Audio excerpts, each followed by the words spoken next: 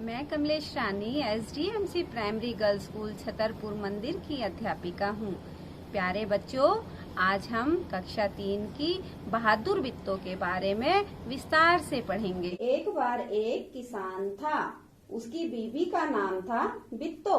एक दिन किसान ने बित्तो से कहा, सुबह जब मैं खेत में हल चला रहा था तो एक शेर ने आकर कहा, किसान किसान अपना बैल मुझे दे दे वरना मैं तुझे खा जाऊंगा। बित्तो ने उससे पूछा, तूने क्या जवाब दिया? किसान ने कहा, मैंने कहा तू यहीं रुक, मैं घर जाकर अपनी गाय लेकर आता हूँ। अगर तू बैल खा गया तो हम लोग तो भूखों ही मर जाएंगे। यह सुनकर बित्तो को बहुत गुस्सा आया।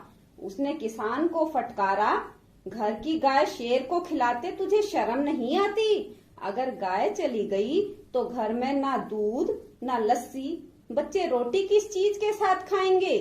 बित्तो को एक तरकीब सूझी। उसने कहा, तुम फौरन खेत में जाकर शेर से कहो कि मेरी बित्तो तुम्हारे खाने के लिए एक घोड़ा लेकर आ रही है।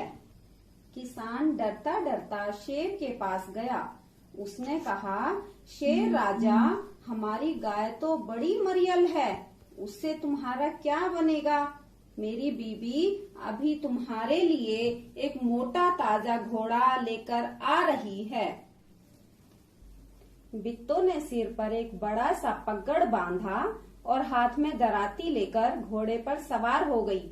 घोड़ा दौड़ाती वह खेत पर पहुंची और जोर से चिल्लाई, अरे किसान, तू तो कहता था कि तूने 4 शेरों को फांस कर रखा है, यहाँ तो सिर्फ एक ही है, बाकी कहाँ गए? फिर वह घोड़े से उतरकर शेर की तरफ बढ़ी और कहने लगी, अच्छा कोई बात नहीं, नाश्ते में एक ही शेर काफी है। इतना सुनना था कि शेर डर के मारे कांपने लगा और भाग खड़ा हुआ। क्या? यह देखकर बित्तो बोली, देखा, इसे कहते हैं हिम्मत।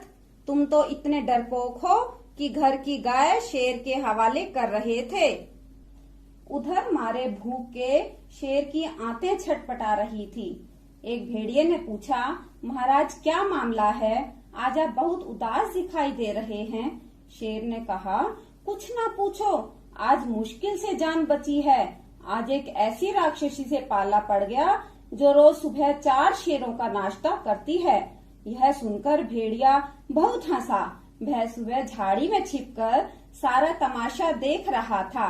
उसने कहा, भोले बादशाह, वह तो बित्तो थी जिसे आपने राक्षसी समझ लिया था। आप इस बार कोशिश करके देखिए, अगर बैल आपके हाथ में न आए तो मेरा नाम भी भेड़िया नहीं। बहुत कहने सुनने पर शेर किसान के खेत में जाने के लिए तैयार हो गया, लेकिन उसने भेड़िए से कहा, तुम अपनी पूंछ मेरी पूंछ से बांध लो। दोनों जने पूंछ बांधकर चल पड़े।